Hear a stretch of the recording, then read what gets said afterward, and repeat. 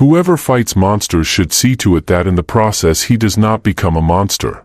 And when you gaze long into the abyss gazes also into you. Friedrich Nietzsche. But what if that abyss was not emptiness, but a dragon? A creature not of flesh and scales, but of fire and shadow, born inside your own mind. For centuries, myths have told us that dragons guard treasure. But psychology whispers a darker secret: the treasure is your soul, and the dragon is your emotions. So the question is, are you the slayer, or the slave of your inner dragon? In every ancient myth, across every civilization, the dragon emerges, not as coincidence, but as necessity. The Chinese imagined it coiling through the heavens, a serpent of power and fortune. The Norse saw it curled beneath the roots of the world tree, gnawing endlessly at existence. Medieval Europe painted it as a beast of terror, wings blotting out the sky, fire consuming entire kingdoms. Why does humanity, separated by oceans and centuries, tell the same story of the dragon? Jung would tell us it is because the dragon is not a creature of the world, but of the mind. It is the oldest shadow imprinted into the collective unconscious, the form that chaos itself takes when it invades our imagination. Chaos is the state before order, the abyss before form, the storm before the calm. And emotions, those ancient forces that flood us without warning, are the closest thing we feel to that primordial chaos. Fear that grips you in the dark hallway when you are alone. Desire that surges like a tidal wave, pulling you toward what you know will destroy you. Rage that blinds your vision until the world itself becomes a red haze. These emotions are not rational. They do not listen to reason or logic. They arrive like monsters rising from the depths, demanding to be faced. And when humanity sought to give shape to this overwhelming power, it imagined the dragon. The dragon's body is not random, it is composite. Scales of the serpent, wings of the bat, claws of the beast. It is stitched together from fragments of every predator we once feared, magnified into a single nightmare. This is exactly how emotions work. They overwhelm by combining everything, thoughts, instincts, sensations, into a storm that feels larger than life. You are not just afraid, you tremble, your heart races, your imagination floods with shadows. The dragon is chaos unified into one terrifying form, just as an emotion is chaos unified into a single consuming state. The old heroes always encountered dragons at the edge of the known world. Beyond the village, beyond the fields, there was the dark cave, the wilderness, the mountain where the beast slept. This is no accident. Psychologically, the dragon guards the threshold between the safety of order and the danger of chaos. For the modern person, that threshold is not a mountain cave but the silent places of the mind. The moment you confront a feeling you cannot control, you stand at the mouth of the dragon's lair. Depression is the cave that swallows you. Anxiety is the smoke curling out of its nostrils. Desire is the golden treasure shining just behind its monstrous form. And yet, the myths always agree on one truth: the dragon does not simply exist to terrify. It exists to be faced. The hero who refuses the dragon never grows, never claims the treasure, never transforms. In the same way, the person who refuses to face their emotions remains a prisoner to them. You can hide your anger behind a polite smile, but it coils beneath your skin, waiting. You can push down grief, but it seeps back into your life as numbness and despair. The dragon will not die in the darkness of the cave, it will grow. It feeds on avoidance, it fattens on denial. Jung warned us that the monsters we do not face within ourselves return as fate. What you ignore in your psyche, life will force you to confront in brutal ways. The unacknowledged dragon eventually leaves its cave and descends on the village, burning everything you built. The relationship destroyed by your unspoken rage. The career undone by your silent insecurities. The addiction born from desires you tried to bury. Every unclaimed emotion eventually becomes a dragon set loose on the world. But in the beginning, before it destroys, before it consumes, the dragon waits in silence. It lurks at the boundary of your comfort, daring you to step forward. And the moment you do, you realize that the dragon is not just a myth. It is the shape of your own emotions when you finally dare to see them clearly, without denial, without running away. The monster is yours. The chaos is yours. The dragon is you. The dragon breathes fire. Always fire. No matter the culture, no matter the myth, this is its defining mark, the roar that becomes flame, the inferno that turns forests to ash and kingdoms to dust. Why fire? Why not claws, or venom, or ice? Because deep in the unconscious, fire is the perfect symbol for emotion itself. It is the element we cannot touch without being changed by it. It warms us, it cooks our food, it forges our weapons, but it also devours, leaving behind nothing but charred ruin. So too with our emotions. They are the fire inside us, the secret engine of life, at once creator and destroyer, savior and executioner. Freud saw it clearly. He spoke of instincts, of repressed desires simmering below the surface, waiting for a crack in the dam. The psyche, he said, is not peaceful. It is volcanic. Every smile, every polite word, every quiet conversation overlays a furnace burning beneath. The moment we push an emotion away, it does not vanish, it condenses into heat, into pressure. And when the eruption comes, it comes like fire, unstoppable. That is the dragon's breath, the sudden eruption of rage after years of silence, the passion that sweeps you into an affair you never thought yourself capable of, the grief that breaks you open when you thought you had already moved on. Fire is double-edged, and this is its terrible beauty. A fire in the hearth saves you from freezing, a fire that leaps from the hearth consumes your home. Likewise, emotions are not evil in themselves. They are forces. Anger fuels justice, courage, resistance against oppression, but unchecked, it spirals into vengeance, cruelty, destruction. Desire pulls lovers together, ignites art, inspires creation, but left unmastered, it enslaves, it addicts, it corrupts. Even fear, often despised, is the guardian of life, sharpening your senses, warning you of danger, but left unexamined, it grows into paralysis, anxiety, a life unlived. The dragon's fire is never simply good or evil. It is power, terrifying in its potential, indifferent in its essence. Think of the world today. Entire movements rise from the flames of collective emotion. Outrage spreads like wildfire across social media, uniting strangers into tribes, pulling millions into one burning cause. For a time, this fire feels righteous, intoxicating, an inferno of solidarity. But what happens when it rages out of control?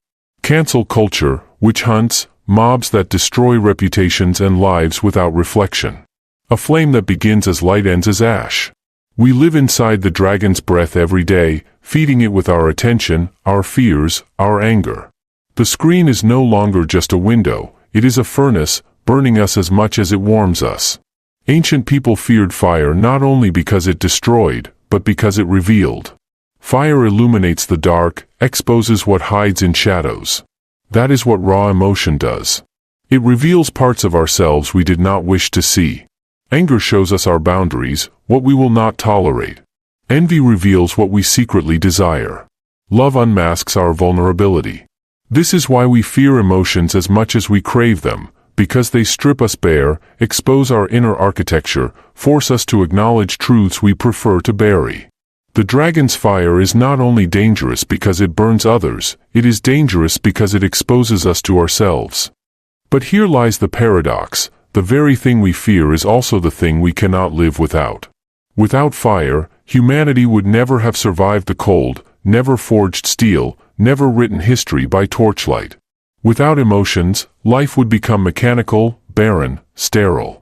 Imagine a world where no one loved deeply enough to create art, where no one felt anger sharp enough to resist tyranny, where no one grieved enough to remember the dead. Such a world would not be paradise. It would be lifeless. The dragon's breath is terrifying, but without it, the treasure is unreachable, the cave forever locked. Nietzsche once said, "There is always some madness in love. But there is also always some reason in madness." He understood the fire. To live is to accept that emotions are not tameable pets but wild flames. The task is not to extinguish them, but to learn how to dance in their glow without being consumed. Every culture that feared fire also revered it, made rituals around it, bowed to it as divine. The dragon's fire was not only destruction, it was initiation. You step into it, you are scorched, and you emerge transformed. Think of heartbreak. It feels like immolation, like being burned alive from the inside. But what emerges afterward? For some, despair. For others, a new self, stronger, sharper, forged in the furnace of loss. Think of anger. It can burn bridges, tear apart families. But channeled, it builds revolutions, demands justice, refuses to let oppression stand unchallenged. Even grief, the darkest of fires, becomes, for those who endure it, the source of compassion, the quiet flame that lights the path for others who wander in shadow. The dragon breathes fire because it reminds us of this truth: emotions are not neutral. They do not simply pass through us like clouds. They change us. They scorch, they scar, they brand themselves into memory. And in their aftermath, we are never the same. Fire leaves marks, both the warmth of survival and the ash of destruction. The question is never whether the dragon will breathe, but whether you will be destroyed by its fire, or reshaped within it. Every great myth whispers the same story. A hero stands at the threshold, trembling before the cave where the dragon waits. The air is thick with smoke, the ground littered with the bones of those who dared before. And yet, the treasure lies beyond. The treasure has always been beyond. This is not just a story, it is a mirror. The dragon's lair is nothing less than the human heart, and the hero's journey is the drama of every soul who dares to confront the chaos of their own emotions. Joseph Campbell taught that myths endure because they tell us something about ourselves that we cannot see directly. The dragon is fear, rage, desire, grief, every storm inside the psyche that threatens to overwhelm us. The cave is the unconscious, dark and suffocating, where these forces lurk unseen. And the hero is not some figure in armor, it is you, every time you decide whether to confront or to flee from the beasts within. The journey always begins with avoidance. The village is safe, the fields are green, the world ordered and predictable. But something gnaws inside, the call to step beyond comfort. In modern life, that call comes as anxiety you cannot explain, as emptiness in success, as the strange feeling that something waits for you in the silence you try so hard to avoid. Most ignore it. They drown it in distractions, in work, in pleasures. But the call does not die. Like smoke curling on the horizon, it reminds you, the dragon is there, and one day, you must face it. To face the dragon is to face emotion directly. Not to rationalize it, not to bury it, but to enter the cave and look it in the eye. Stoic philosophers knew this. They did not preach the killing of emotion, as many mistakenly believe. They taught control through confrontation. Marcus Aurelius wrote in his Meditations not of erasing fear or anger, but of understanding their nature, stripping them of illusion, mastering them through clarity. For the Stoics, the hero's sword was reason sharpened against the raw edge of chaos. But reason alone is not enough, you cannot outthink fire. You must also feel it without being consumed. Imagine heartbreak. The easy path is denial, you distract yourself, pretend the wound does not exist. But the dragon remains, breathing smoke into every thought, whispering at night. The true path is descent, to sit in the fire of grief, to let it consume illusions, to strip you bare. Only there does the treasure appear, the realization that you can survive the pain, that it will not destroy you, that you are more resilient than you imagined. The treasure was never the absence of pain, it was the transformation hidden within it. Addiction, too, is a dragon. Not merely the craving for a substance, but the hunger for escape, for numbness, for oblivion. To slay this dragon, you cannot simply cut off the craving. You must confront what the craving hides: loneliness, shame, despair. The dragon guards the treasure, but the treasure is not pleasure, it is self-knowledge. The addict who faces the beast often finds beneath it a truth they have run from for years. And in that truth lies the possibility of freedom. The hero's journey is never glamorous. It is not gleaming swords and triumphant horns. It is sweat in the dark, the scream of fear, the trembling hands reaching for light that is not yet visible. The dragon does not fall easily, often it does not fall at all. Sometimes the confrontation is simply standing still while the fire burns, refusing to flee, refusing to deny. That alone is victory, the refusal to be ruled by what terrifies you. This is why the myths speak to us so deeply. Because we know, in the hidden chambers of our psyche, that our greatest battles are not against the world, but against ourselves. Every cave we fear to enter is a part of the mind we refuse to face. Every dragon we dream of slaying is an emotion we have not yet mastered. And every treasure we long for is waiting, glittering just beyond the fire, if only we have the courage to step forward. Jung once warned that what we repress does not vanish, it festers, it multiplies, it grows claws and teeth in the darkness of the unconscious. This is the shadow. The sum of everything we deny about ourselves, everything we are too afraid to admit, everything we exile into silence. And when the shadow swells beyond our control, when it demands recognition, it does not appear as a gentle whisper. It appears as a dragon. A monster vast and terrible, its scales forged from lies we tell ourselves, its breath fueled by years of suppressed emotion. The shadow dragon is not outside of us. It is us, the part we fear most. Most people live in denial of their dragon. They tell themselves they are kind, virtuous, moral, stable. But in their private lives, rage boils, envy gnaws, desire corrodes. They look in the mirror and see only what they want to see. But the psyche keeps score. The parts you exile do not dissolve, they retreat to the cave. There, in the dark, they wait. Every time you repress anger, the dragon grows hotter. Every time you deny lust, its claws sharpen. Every time you hide grief, its wings expand.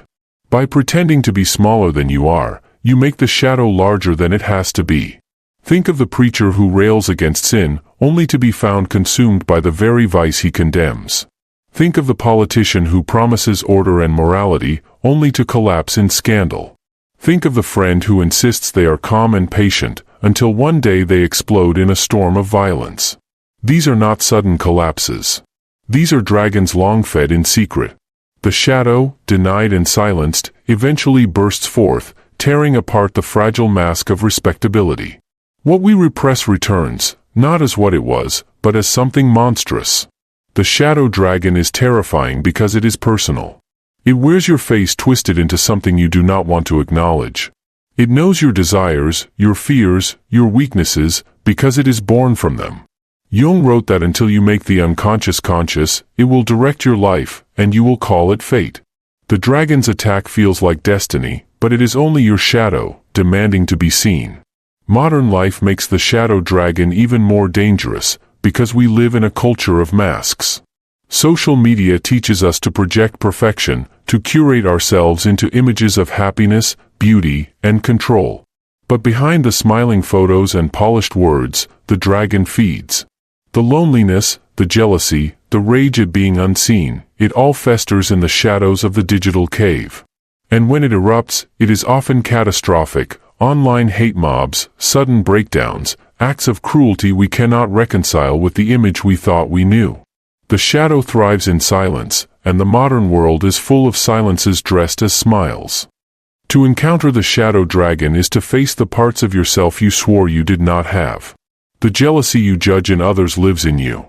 The cruelty you despise in the world whispers in your thoughts. The lust you mock burns quietly in your chest. When you finally see the dragon, you realize that it is not foreign, it is intimate. Its eyes are your eyes, its hunger your hunger.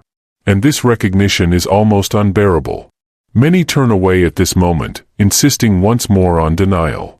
But the dragon does not vanish when ignored. It follows. It grows. It waits for the moment of weakness, then strikes. The myths understood this. They told of dragons that became invincible the longer they slept, of serpents so massive they could encircle the world. These were not exaggerations. They were psychological truths. The longer you repress an emotion, the stronger it becomes. The more you deny your flaws, the more they shape your life in secret. The shadow dragon grows by your refusal to confront it. Its silence is not weakness, it is patience. Consider the quiet individual who prides themselves on never raising their voice. They believe they have transcended anger. But beneath the mask, resentment accumulates, tiny sparks feeding the furnace. One day, the eruption comes, not a spark, but a wildfire. This is the shadow dragon striking, no longer containable. Or consider the person who insists they are selfless, who denies their own desires to serve others. Slowly, bitterness creeps in. The dragon of suppressed need grows heavier, darker, until they collapse under its weight or lash out at those they once served. The very virtues we cling to often become the dragon's food. What makes the shadow dragon so dangerous is not just its fire, but its camouflage. We believe it is out there, in others, in enemies, in strangers. We project our darkness outward, imagining that only the cruel, the corrupt, the immoral are capable of evil. But projection is the shadow's favorite trick. You hate in others what you cannot admit in yourself. The person you despise most often reflects the dragon you refuse to see. Hatred, judgment, and scorn are signals, not of another's weakness, but of your denial. The dragon's true terror is not its size or power. It is its familiarity. Deep down, you recognize it. That is why its presence unsettles you, why its fire feels personal, why its roar echoes in your chest. It is your shadow, magnified into myth. And until you acknowledge it, until you step into its cave, the dragon will rule you from the dark, shaping your life while you pretend to be free. To kill the dragon or to ride it, that is the ancient question. The myths often speak of heroes who slay the beast, cutting off its head, silencing its fire, claiming the treasure. But in psychology, in the quiet caverns of the human soul, the story is more complicated. For the dragon is not merely an enemy, it is the very embodiment of your emotional life. To kill it entirely would be to extinguish the fire that makes you alive. The deeper truth is that the task is not to slay the dragon, but to transform your relationship with it. You must learn not to destroy your emotions, but to master them, to harness their fire as fuel. To ride the dragon is to accept the chaos within you and bend it toward creation. Nietzsche whispered of this when he wrote that one must still have chaos in oneself to give birth to a dancing star. Chaos, left uncontrolled, devours. But chaos, when acknowledged and guided, becomes the source of brilliance. The dragon is chaos in flesh, the storm in living form. When you ride it, you no longer flee from your passions or repress them into the shadows. Instead, you seize their reins, directing them into art, into courage, into wisdom. The very flame that could burn down your life becomes the torch that lights your path. Think of anger. Left untamed, it consumes friendships, families, nations. But when harnessed, it becomes strength, the will to resist injustice, the fire to defend what is sacred. Martin Luther King Jr. spoke of the divine dissatisfaction, the refusal to accept oppression. That was not the absence of anger, it was anger transmuted, anger ridden like a dragon across the skies of history. Or take grief. It can suffocate, reducing life to ashes. Yet those who dare to sit within grief often emerge with deeper compassion, a tenderness that becomes a guide for others. The dragon of sorrow, when accepted, becomes a companion instead of a captor. Riding the dragon is never safe. The danger is always present, because you are not dealing with a tame horse but with a storm of scales and flame. To ride it means you could be thrown off, consumed at any moment. But it also means you are elevated, carried higher than you could ever walk on your own. Great artists, thinkers, and leaders have often been riders of dragons, their passion bordering on madness, their emotions larger than life. Some are devoured by the fire. Others bend it into brilliance. The line between destruction and creation is razor thin, and that is the cost of touching raw power. The Taoists saw this balance in their symbol of yin and yang, the intermingling of chaos and order, fire and water, light and dark. To live fully is not to exile one half of yourself but to walk the tightrope between them. The dragon embodies this dance. Its fire can illuminate or annihilate, its wings can lift or tear apart. To ride it, you must accept the paradox, that what terrifies you is also what saves you, that the chaos you dread is the womb of your creativity. Imagine the warrior who enters battle trembling with fear. If he denies the fear, it paralyzes him. If he drowns in it, he collapses. But if he rides it, if he accepts the trembling as proof of his aliveness, the fear sharpens his senses, quickens his reflexes, carries him into action. The same principle holds in daily life. The anxiety before a performance can cripple you, or it can become the fuel that heightens your presence, that pulls words and gestures from depths you did not know you had. The dragon beneath you thrashes, but if you hold on, it carries you beyond your limits. To ride the dragon is to live dangerously, but also authentically. You cease pretending that emotions are inconveniences to be suppressed, or weaknesses to be ashamed of. Instead, you recognize them as the fire of existence itself.